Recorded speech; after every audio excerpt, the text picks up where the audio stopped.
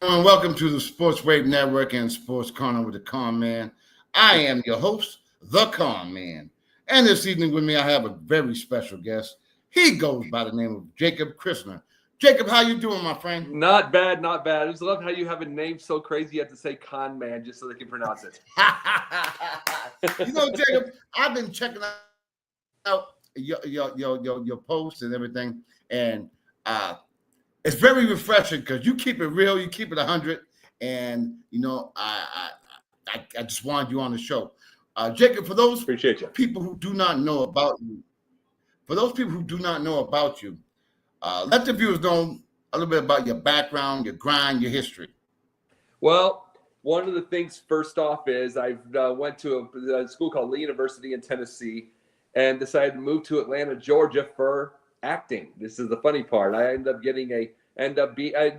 a little interested in it because I was in Tennessee doing a play. And I'm like, I want to learn this stuff. It was basically a play called I'm trying to think.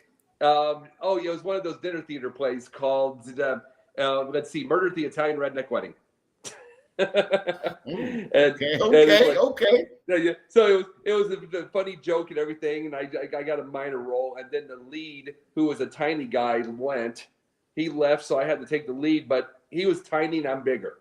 So the jokes didn't work anymore. So I was done after 2 to 3 weeks, but I wanted to keep learning. I did all that, and I got about 30, 35 acting credits, nothing big right now. But I got myself, about 4 years ago, into 5 years ago now, wow, Sideline Sports through a show called Journey with the Jays, which is now the Sideline Sports, the deal. And I'm through them right now. And I've seen you with Morganrath. I know him very well, by the way. Morganrath, yeah, absolutely. Yeah. He's off the hook. Oh, yeah. He's off the chain. He has to be to deal with me. That's why I wanted you on the show. Jacob, my show is like, I have no design questions. I just go with the flow. I just want to, now, having you as my guest, I just kind of want to pick your brain. What got you involved with the South Florida Tribune? Well, I'm through Sideline Sports originally and everything, and the Sideline Works was South Florida. So one of the things was I got on a show or two with Scott, and Scott and I just kind of click. We really do. You know what I mean? He and I just click and all that stuff. He's kind of he comes from the age of the typewriters and smoke in the air. Yes.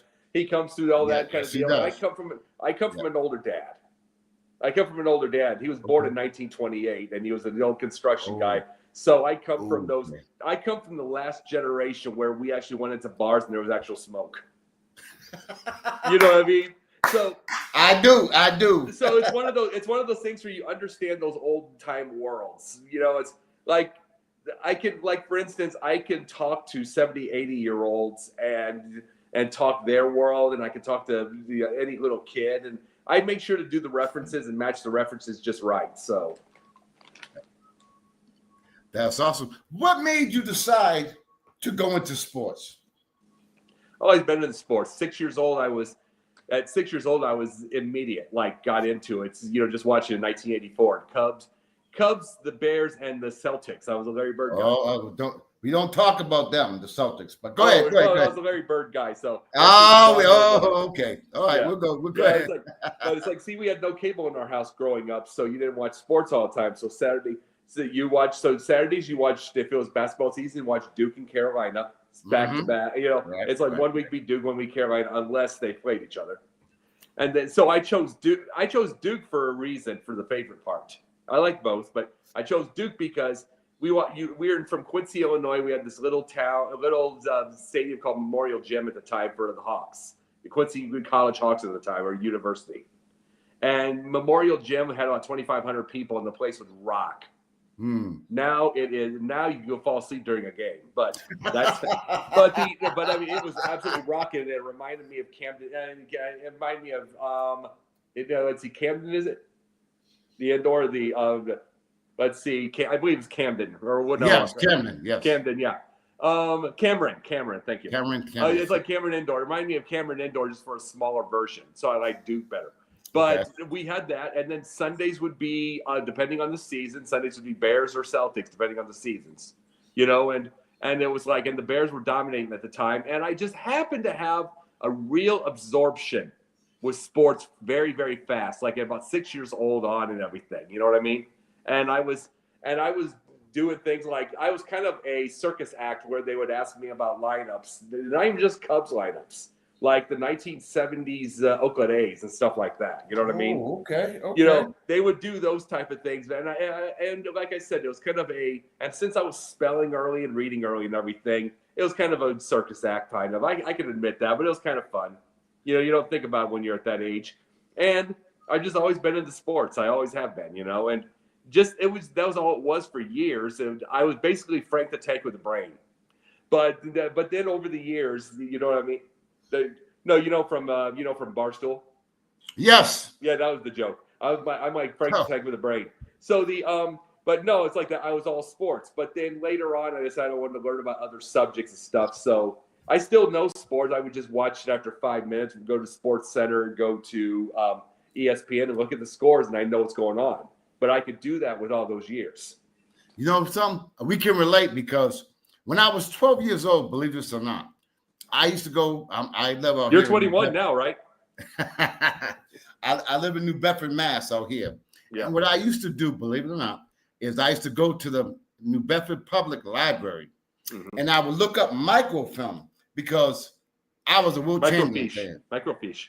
Exactly. I used to have arguments at 12 years old. Imagine this: who was better, Russell or Chamberlain? So I would go to the public library and look up microfiche, microfilm, and each one of the games that they played against each other, which was like 57. I would break it down, and I'm like you. I have a brain aneurysm, whatever. I can relate and keep track of stuff like that at the age of 12. So I guess we can relate that way. Now, when you do what do you I guess what is your specialty as far as sports? Is it my specialty is talking? My specialty is talking. Hockey. So my specialty is talking. So one of the biggest things about it is my emails every morning. I mean, it's like I've tried to be able to get rid of them, but I have so many different interests. But a lot of it's just every other sport. I could definitely talk hockey. I played hockey for 3 years. Just little miniature stuff like on roller and everything like that. So, but I liked hockey during the time and everything. So I still watch that. Football, basketball. My main thing is like what's going on in front offices, business, that sort of deal. Business, that sort of deal. You know what I mean? Just getting that kind of stuff.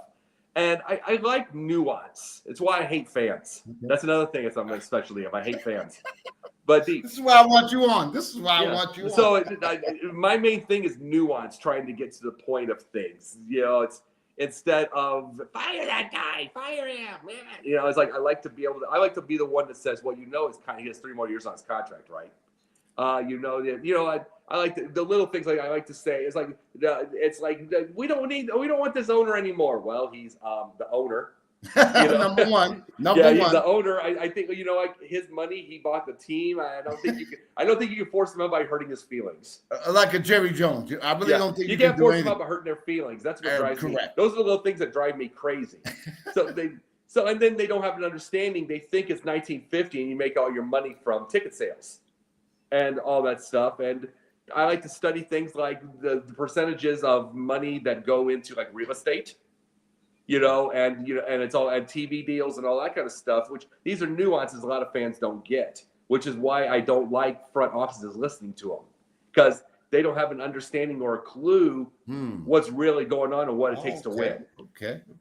Now, Jacob, let me ask you this. It's not hockey, it could be, but right now, during the NCAA landscape, sure, we have what they call, which I'm sure you're familiar with, NIL. Yeah. And we also have general managers who are now going into colleges that used to be in the NFL. And I guess the prototype now was NFL is going to the colleges. I want to get your opinion on the NIL first and foremost, and the aspect of having general managers at colleges. Name and image and likeness came about because the NCAA couldn't keep their mouth shut, and they couldn't help. And mind you, I would like it to be settled down, but they put it on themselves. A lot of this, but I mean, a lot of these would happen. You hear stories of someone like Rick Majerus, who he'd be the type that if you pulled him over, you take one look at his doe eyes and let him off. I mean, that guy did nothing wrong. And then you'd have that, but then they would sanction him because he tried to actually help somebody. Right. He tried to help a kid, like get him like a meal because he lost his mom or something. Right. And then they would sanction him for it. And it's and then you have these ones from another school, I forget which school it is, who these kids had put, I mean, they did like $200 in meal to the plan over at the college while they're off campus. And then it's like they wonder why NIL's dominating. It's like, this is the thing. We have no ability to have common sense, to be able to find both ways. We have none. So you go ridiculous on either way. And it's like by itself, NIL got ridiculous because the NCAA got ridiculous. And if there are general managers, there are general managers now. It's like, what are you going to do about anything? You want to not have that? Just unless it's so egregious it becomes like SMU and the death penalty. Oh, yes. Oh, yeah. Which is not going to happen anymore. But if it becomes egregious like that, then go after it. But not for like $200 in the meal plan and going off campus. That's where you get the NIL, and that's where you get the general managers. I totally agree with you. I mean, that was a travesty. Absolutely ridiculous. Since I got you on, and I'm so happy to have you on because you say what you feel. What are what is it that you are upset about in the world of sports? Hate Caleb Williams, but okay, why? I hate Caleb Williams, but why?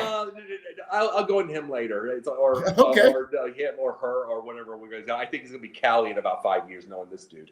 But still, it's like But the big thing, I would say a lot of the time, like I say, fans would upset me because a lot of them by itself, like you'll hear things like I'm here in Atlanta, Georgia. Okay. A lot of them will be like, we need to get rid of Brian Snicker. Okay, so who do we replace him with? Well, we've got Walt Weiss. Okay, we've got Skip Schumacher. I mean, you have such boring options. Meanwhile, if Ron Washington's healthy, he left the thing because of his heart surgery. If he's healthy, he was the coach on a team that won the World Series. He might know how to handle that crew. Little things like that. What if you went after AJ Hinch from Detroit? Remember, he's in a little bit of stress right now over this playoff. What if you went after him? What if he won in 2017. What if you went after these guys? The guys that might have a chance. What if you went after Aaron Boone? He might be in 2 straight World Series. I mean, it's like, what if you go after this is the point. If you're this close and if you're this close and you have Ronald Acuna, who was an MVP the year before, and you have all these hitters and you're building your pitchers from your minor leagues. If you've got all that, it's one thing if you don't have that team, you go get Walt Weiss. That's understood. But if you're that close, why aren't you going after the big boys? And it's like, it reminds me of, I'll just say another team, Denver Broncos, when they had Tebow. There was Tebow. He got a division title. He backed them in a division title. He made those comebacks, had Tebow time, had all that stuff. But what does Denver do? They don't just replace him with a warm body. They got Peyton Manning. They got Peyton Manning, and then 2 years later, they retired him with a ring. You know what I mean? They carried him to a ring.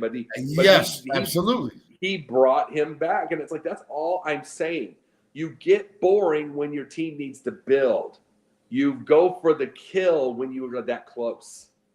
And that's what you go for the kill when you're that close. And that's all I get mad with fans is there's no nuance. They want a warm body. That's what happened to my Bears. They fired Lovie Smith at 10-6. Imagine that. That's crazy. And they fired him at that, and they've had 2 10-win seasons in 15 years since. And that's but those are the ones that went on the radio and screamed and hollered and ran him out with pitchforks. True.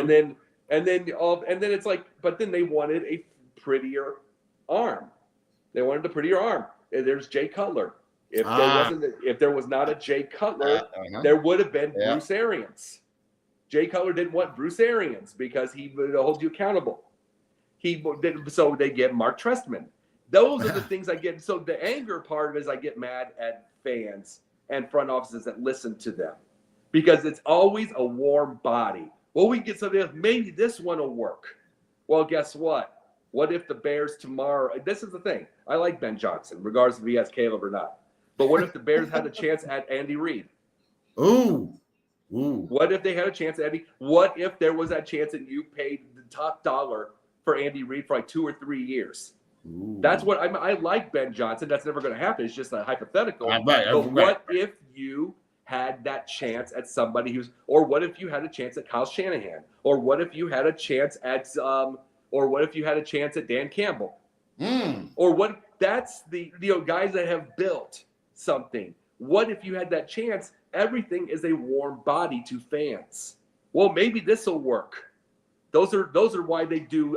That's why they do DraftKings, and they're flipping a coin, hoping they win some money, instead of having It's kind of like Gordon Gekko on Wall Street.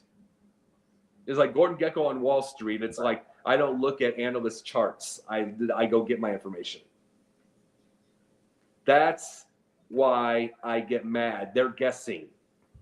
It's why I don't. And finally, why I don't like Caleb. I like my quarterback's nails clean, and I like them. I like him clean, and I like them acting like a man. Does he have a talented arm? You better believe he does. Yes. But what? And he had a great game. He had a great 4-quarter game. Great game against Dallas. Yes. But what happens if the back is against the wall? He had a bunch of them last year, and he never really came back. Right. Last week, sorry, I'm sorry if you need to do something there. No, I'm just checking the standings. Standings. Last week was the first time in over 350 days the Bears won a game against a first team offense and defense. Right. Because they won against the Packers with third stringers instead of second and third stringers. So there's that. But what happens if his back's against the wall? He's never shown that. This is his 6th win out in 6-14. What happens if his mom dies? I don't mean I want that. I'm saying we saw what he did with mommy in the middle of the thing and go to cry in her arms. Yeah, I do remember. What happens if he did that? What happens if something happens to him? He'll be out a month, and you know it.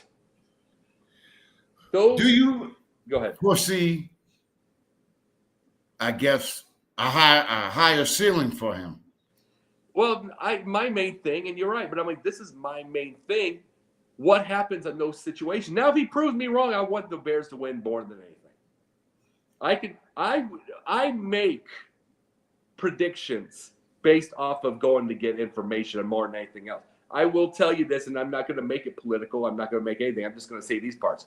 I predicted 15 years earlier James Harden would never win a ring, and he'd be the reason they don't win a ring. I said it when he was hitting 60-point games. I said that before. That's pretty good. Yeah, I was saying it when everybody was just caving in, going after me, and what no thing. When I go online, I would say, "Nope, it's James Harden. Nope, there's zero chance. Nope." I was everything like that. I didn't like it. I said Jacob deGrom 5 years ago would not crack 100 wins. He's still not there. He's 37 years old. I said he wouldn't crack, and he's getting close to a retirement. I mean, Kyle Hendricks is retiring. He did crack 100. But I said those, which everybody would cave in on. Everything looks good in the moment. I'm seeing from the weeds. Okay. I said, and I'm not going to get political, but I'm saying this. I had Donald Trump winning it all from the escalator in 2015. Wow. And it's not because of anything in itself, regardless of what we like or hate. I was seeing the forest from the trees. I was seeing that stuff, where the thing was going. Barack Obama, he brought an original quote unquote cult of personality. And who was the ultimate cult of personality but Trump? True. Who was that? And it's like, and plus the fact that he's a salesman, and plus the fact that con artist, and plus the fact that, I mean, and it's like, guess what? That's not a hateful thing to say. It's just what it is. It's like, you ever seen the movie? You ever seen the movie? You ever seen the movie Back to School? Yes. How Rodney Dangerfield's telling him how you have to grease the skids and do all that kind of stuff to get things going. The reason I knew that he would win is because he had that understanding of the skids that need to be greased. Where the people are mad at is they grease the same skids. They just don't want anybody to know about it. That's true. That's true. Where I was at with it. I don't go just to make people mad, but it's going to make people mad. I go based off the nuance on something. It's like, I didn't want the people. There's people who've called me racist for not wanting Caleb Williams and then Justin Fields. It has nothing to do with race. It's the fact that they were winning games with Mitchell Trubisky, and instead of going after somebody in the free agency market, in 2020 who there was around is Tom Brady. In 2020, there was that rare thing. I've heard of him. I heard of that guy. And everybody wanted him gone, but they were looking at 5-year-old Cam Newton. 5-year-old Cam Newton stuff after 2 bad shoulders and a bad foot. And thinking he would get somewhere, and Tom Brady was still healthy. And all they were looking at was that final interception. Good point. And what does Tom Brady do? He wins another Super Bowl. Yes, he does. And I wanted Tom Brady. I knew there was 2 years left with him for whoever was going to get him. I said 2 years on the dot. There was that. If he could have gone to the Bears, he would have brought a new standard not seen since Ditka. Ooh. He would have brought a new standard, a new idea. You got to have excellence in your head. You know what I mean? You better go do good and then keep doing good. And you're right. He is a standard for excellence. Do you think he would have went to Chicago? Yeah, he talked about it during his thing. He said Chicago really? called him. They said Chicago called him and he had trying to get meetings. It just didn't work out. But that's the point I make. Here's the deal. Would I have taken everybody wants to make race out of it because it's such a ridiculous argument. We're in 2025. The argument's got to stop. Period. End of story. It's stupid. But what would I have done? Of course, I would have taken Lamar Jackson. Say that he was around. You know what I mean? Taking him. If Cam Newton is in 2015, of course I take him. Right. Because he was an MVP. Yeah, correct. But when you're people mad because you took Mitch Trubisky, okay, you have every right to be, but he was the last one to win 8 games. So what do you need to do when you're doing? You need to do what Denver did. You win, go get someone that won games. You don't replace Tim Tebow with Nate Peterman. You don't replace it with Josh Johnson. You replace it with one of the greatest of all time. And that's what I was saying. If you were going to, because by itself, Trubisky, he's a second stringer now. That's what he is. Right. He might have a chance at a Super Bowl this year by being a backup. Cool. He'll just, anytime you go to the playoffs and you win a game, he gets a bonus check. That's his life now. But good for him. But if the last guy you had wins, go get somebody that won games. They went after Justin Fields, who was not proven. Then the fans were saying, "Oh, Allen Robinson, he's got a real quarterback now. He's going to be." And meanwhile, he had 200 catches in 2 years, and then he sunk with Fields, and he sunk from there. And then they're doing this stuff, and the Bears, since Mitch left, 29 wins, 30 wins, 57 losses. Ever since and it's like, no, he was fine. Mitch was. I want the people to understand this. He was fine. No great, no everything. Did his job to win games. He was part of a team that had a good defense. Did it stuff like that. But he didn't screw up to make it. He made good plays that brought him into position. But Caleb's not doing that. Justin Fields didn't do that. And those were the points. How about, from what I'm hearing, Alex Smith type? Is that what you're referring to? Yeah. I would have loved an Alex Smith. I mean, Alex Smith, you don't win a Super Bowl with. It's like, but see, I'll give you an example. Pittsburgh went to get Aaron Rodgers. I'll tell you my theory of why they got Aaron Rodgers. There's one of the things about Mike Tomlin has been 183 wins, 184, one of the all-time greats, but he's struggling in the playoffs. Yes, he's struggling in the playoffs. This is what I say. I love the guy because he is a tremendous psychiatrist for players, which they need that. You could use him and not hire a psychiatrist. I mean, really do it. But this is the thing I have a theory of. They've had so much of a rough time trying to win these games. My theory is they got Aaron Rodgers to to work on getting that one win in the playoffs because he's not a Super Bowl quarterback anymore. Mm-hmm. They're not going to get a Super Bowl quarterback. They're not going to get that in the free agency market. They're going to get that. My theory is they got somebody that has won playoff games, if not going to the Super Bowl. If he's blown the things, but there's about 3 years left probably with there's probably 3 years left with Mike Tomlin. He wins with every dang person in the regular season known to man. That's not the point. He's just not going to win with Skylar Thompson as your quarterback, or any of these. So get a guy you have a chance to win your one game. Say that you win the division.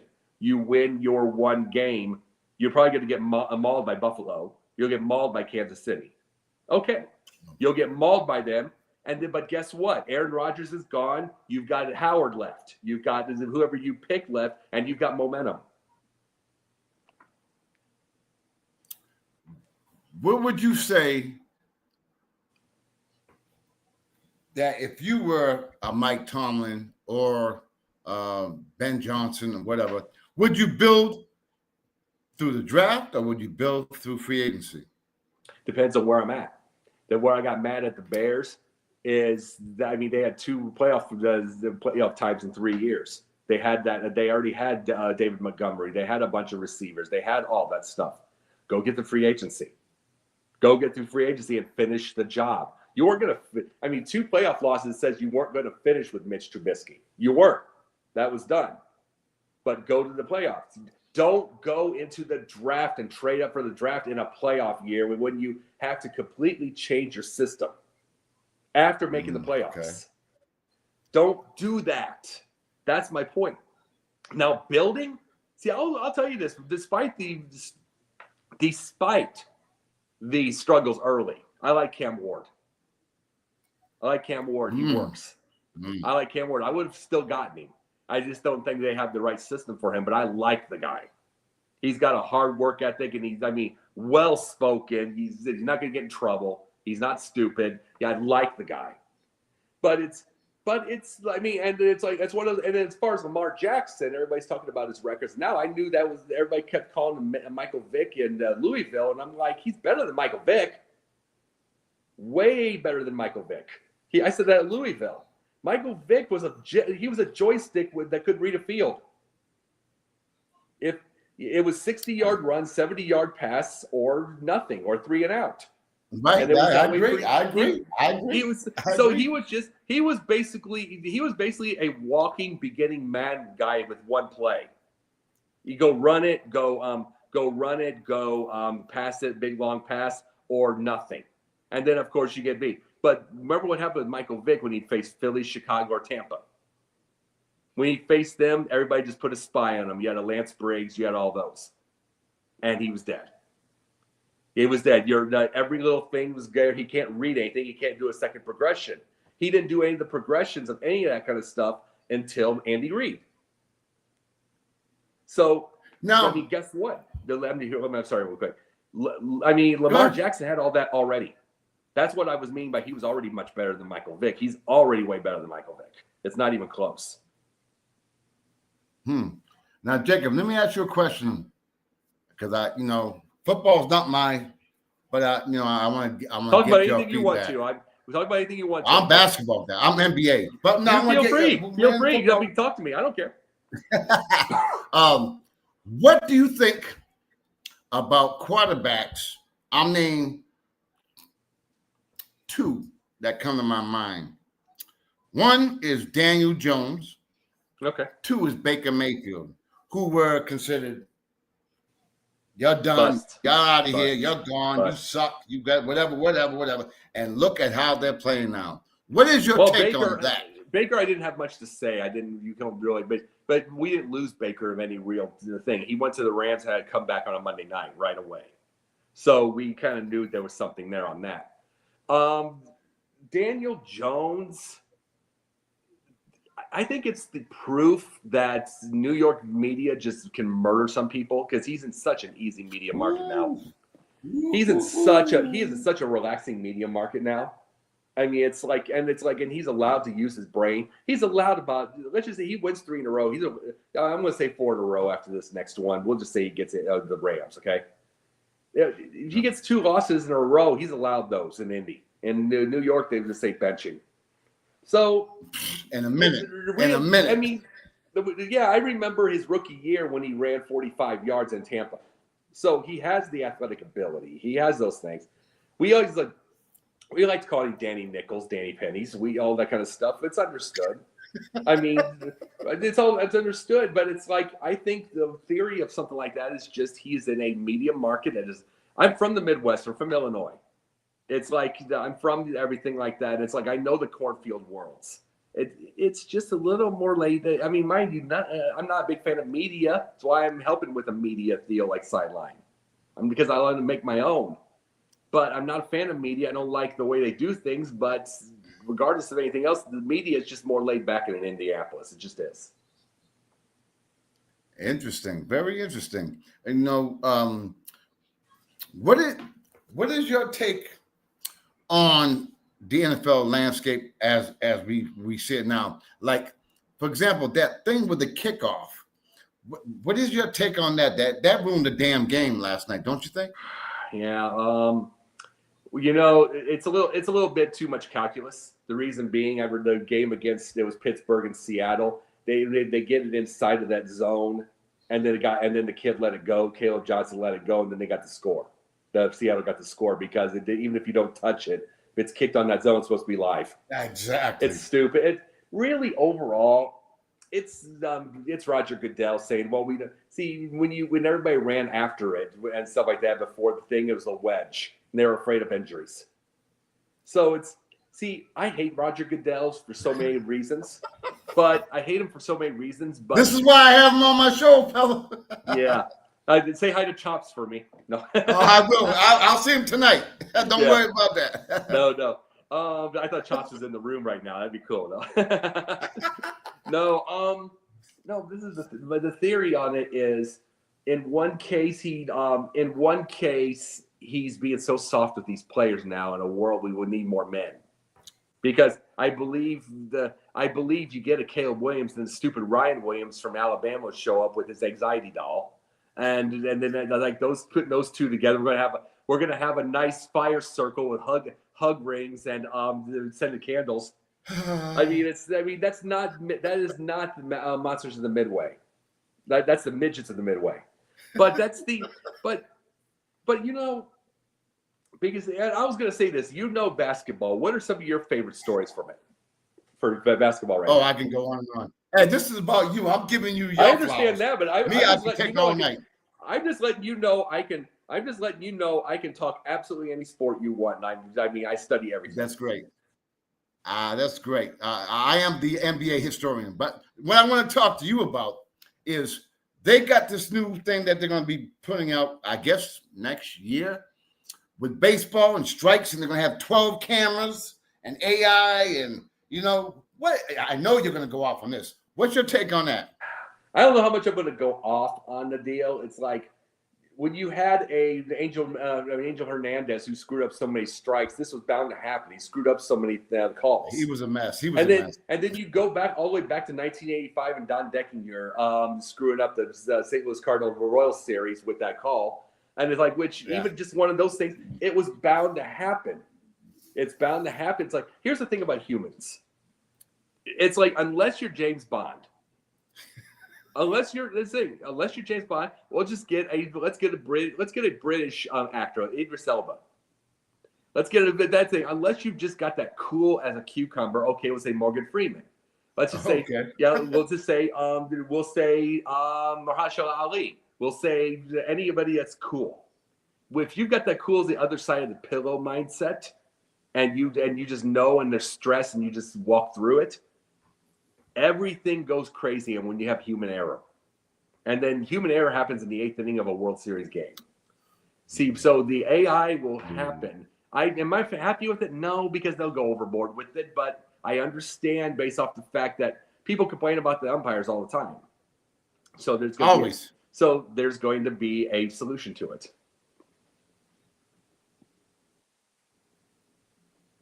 Think about that. What changes if you were head of Major League Baseball? What changes would you instill to make the game better? Oh my Lord! First off, I don't have that stupid 10th inning second baseman guy. I don't have that stupid thing out there.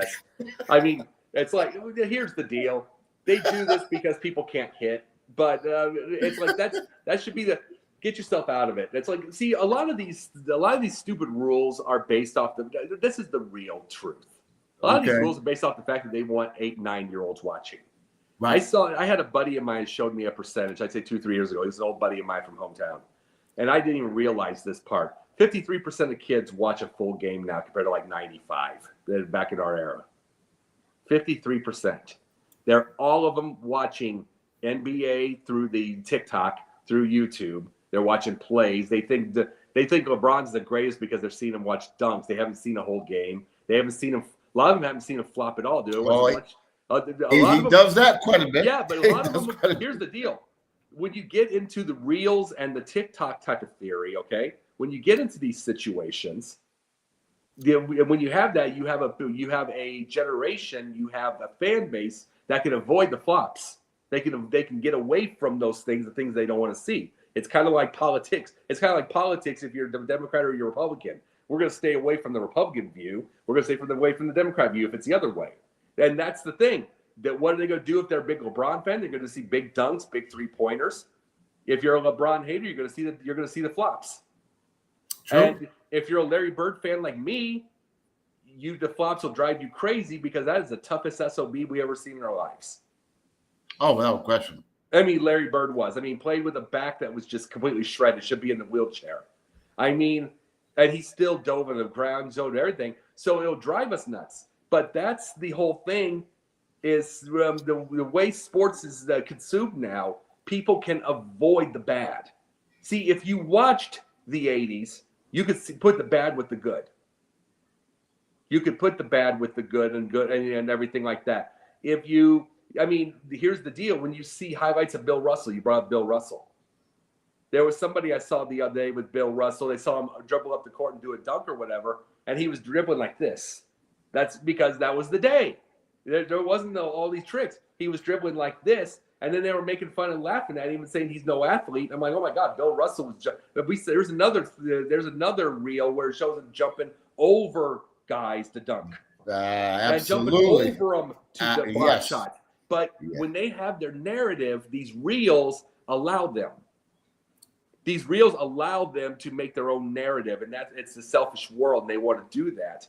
And so they've never seen the greatness of that. You know, Jacob, time has gone by so goddamn fast. I'm going to have you back on. But what I would want to do before we go, now I'm going to get serious for a minute, if I may. You had me laughing. You're very knowledgeable. I got to have you on again. But now I want to get something that I think, because you're old school like me, I want to get your take. We're besieged by betting. Online, offline, ending line, your line, my line. Yeah. And you know where I'm going with this. Sure. And, a couple years ago, maybe, Major League Baseball, NBA basketball, whatever, they condemned betting. Sure. And then you have players who might have got involved with betting back in the day. You know where I'm going with this. Back in the day. And Art Schlichter, the Art Schlichter, the quarterback for the Colts at the time, yes. In 1981. And I'm talking about maybe like a Pete Rose. I'm just going back. before we go, because I want to get your opinion, because I respect what you got to say, because you keep it real. With the fact that everything that those leagues were against are now so damn popular, but they're still holding people who did what they did back in the day. I guess the best way to ask you this is, should those people be allowed into the Hall of Fame? Oh, yes, but you got to realize too, yes, they should, but we've got to realize that a lot of this is a popularity contest. Let's just be very true. And I'm saying this based off of every type of story and every type of deal we ever think with. Everything is a popularity contest. No matter what, I'm saying this based off of the truth.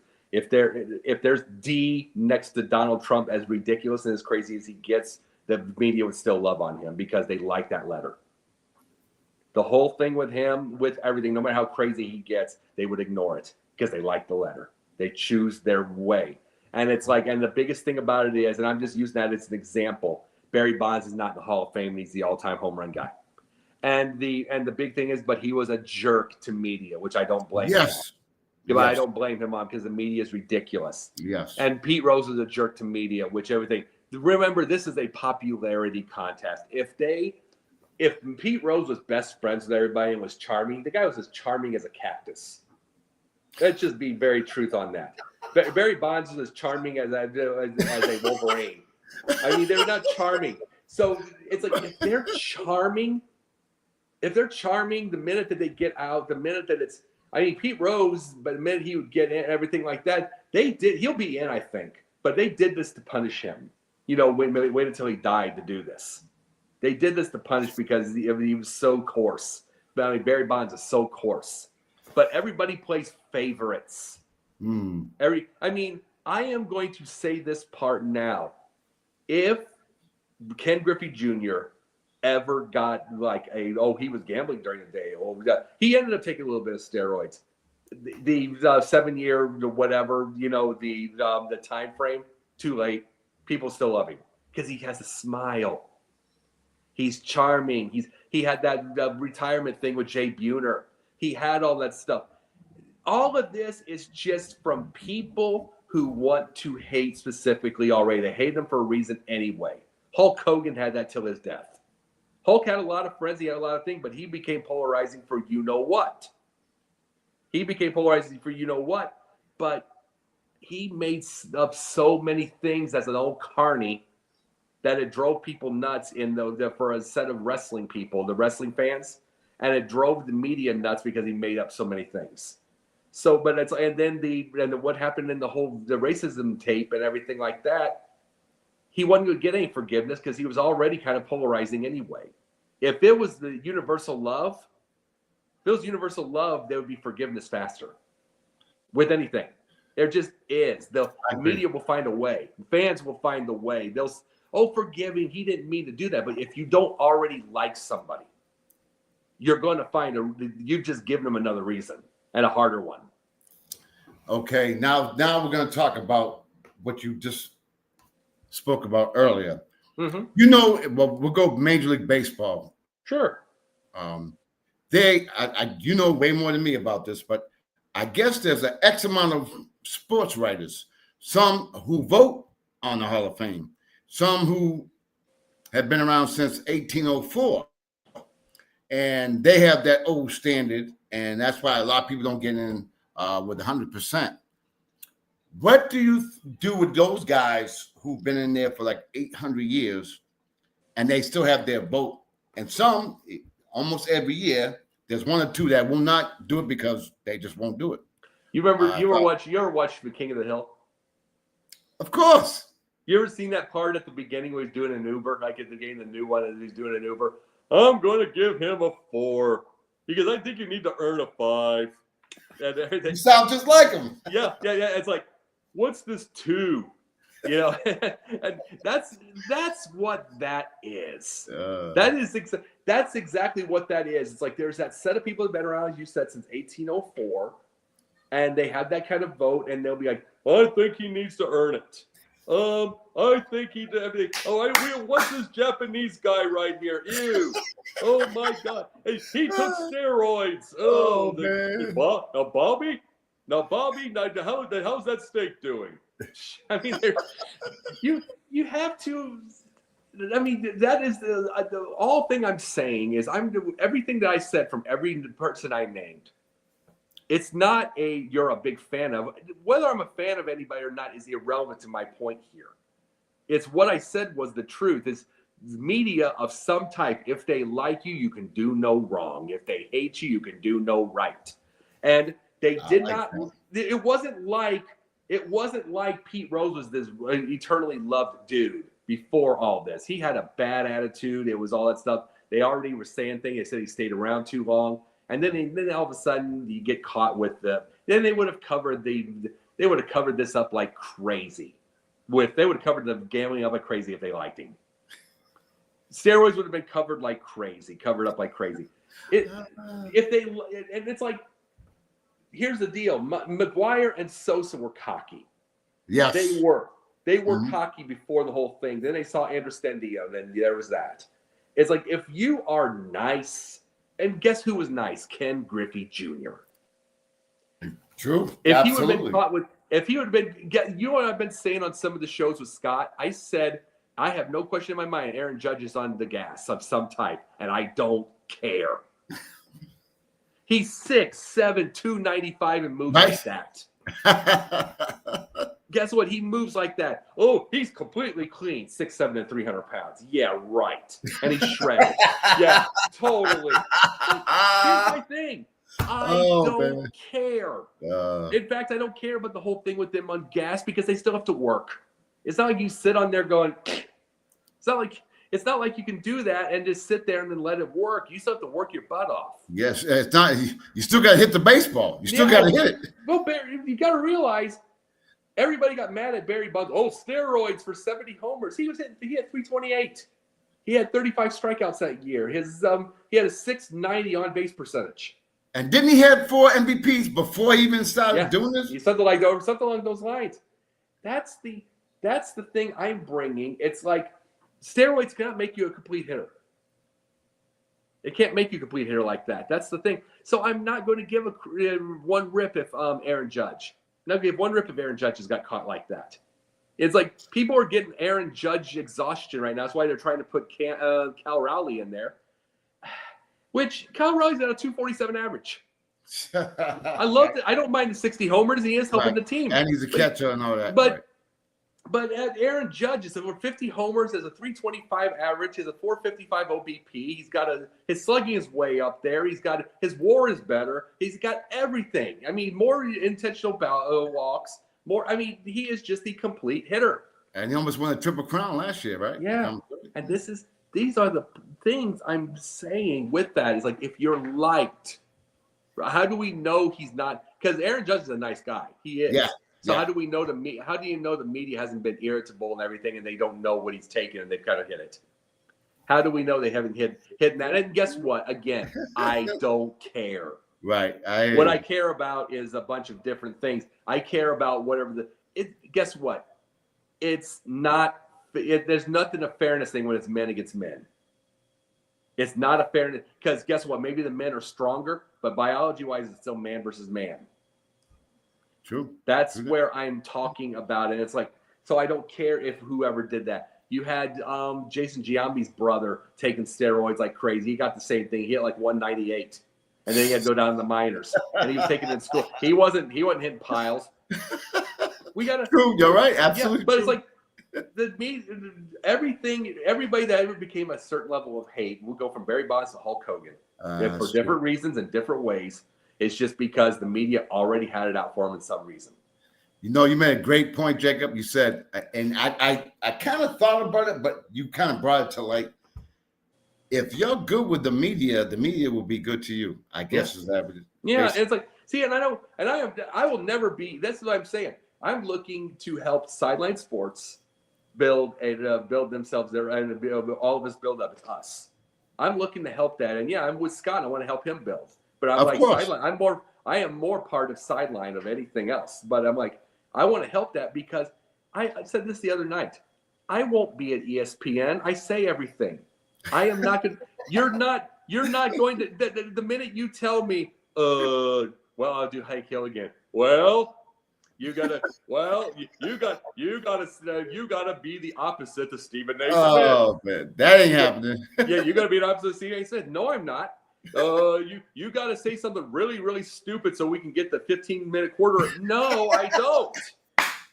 No, I don't. I am gonna say something that probably, whether they agree with it or irritate with, I'm gonna be honest about it. Exactly. I won't be able to go to Fox for the same reason. I won't. I'm definitely not going to go to Barstool because they have the IQ of. They have an IQ of like a plant. I mean, it's like, and then they promote the IQs of plants, and it's like I'm not. They're not. And I always try to use the honesty. I have like one or two that I could name, like whatever, that might even consider me when I get bigger. So, and I know what's not going to happen. So I want to help build. I like to help build anyway, because I am given all the freedom to be me. You know, Jacob, I want to thank you so much for coming on my show. You got to come back on. For those who are watching, who are being entertained like I am, how can they get a hold of you, or how can they watch you on various platforms? Well, they have to say your last name 10 times fast, and then without saying Conn Man, and then they can be able to get there. But no. I am Jacob Costner on Facebook. I am Jacob Costner _ on Instagram. I am Sideline One Sports on TikTok. Just those type of things. I go on Ryan Neff's show. I'd say once every 2 months I go on Ryan Neff's show. He's out of Philly. I get to some Philadelphia people, and I get on. And plus I'm on Sideline Sports. I'm on Confidential, and I'm on Scott's show with. I'm on Scott's show with, the Sports Exchange, and then I just guessed. I guess when people call me, I just say, "Feel free to call me." That's all I say. Did somebody mention Philly? Philly. I said that there's a guy named Ryan Neff who invites me. He's out of Philadelphia, and he invites me on every couple months.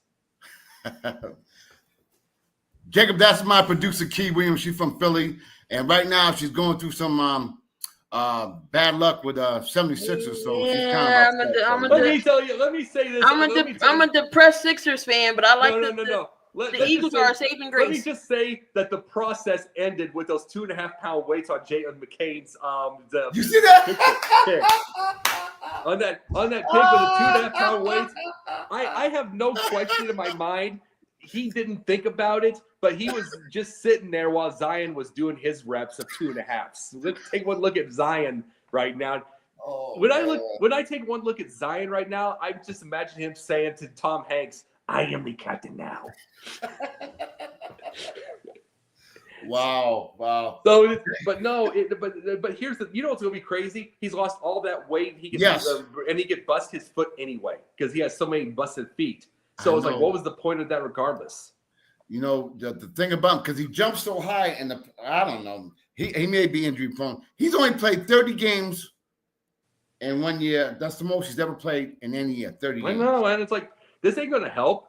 In fact, I mean, anytime he tries, here's the deal. Anytime he tries to take a woman and he wants to go on the street side of the sidewalk, they're going to be like, "No, I'll protect you," and they'll go over there. But it's like he looks about 175 pounds now. He does. He looks. We'll see what's going to happen. Hey, but Jacob, will you come on my show again? Feel free. Just give me a call. I'll let you know the days I got. I got you, Jacob. Thank you for coming on my show. It's been a blast. You are something else. Well, here's the thing. Look up for Sideline Sports. We're getting bigger now. All right, we're getting bigger, and the South Florida Tribune's getting bigger, and everything in between. And it's just that much better when you have all the freedom. Well, having you on their show, I'm sure it's going to get bigger because you are a blast. Thank you for coming on my show, my friend. You make sure to say just make sure to say hi to Chops, and I will be around there someday. I will definitely do that. You have a great night. Thank you. God bless for coming on my show. Take care of yourself. Have a good one. Chat with my man Jacob Costner. He's something else. It's been a blast having him on my show. It's a great thing that I'm able to bring people such as himself that bring some joy, entertainment at its best. So I want to thank you all for tuning into Sports Wave Network and Sports Corner with the Conn Man. I am your host. The Conn Man. Tune in next Friday. We'll be here live at 6 p.m. Thank you very much. God bless. Take care. Have a good night.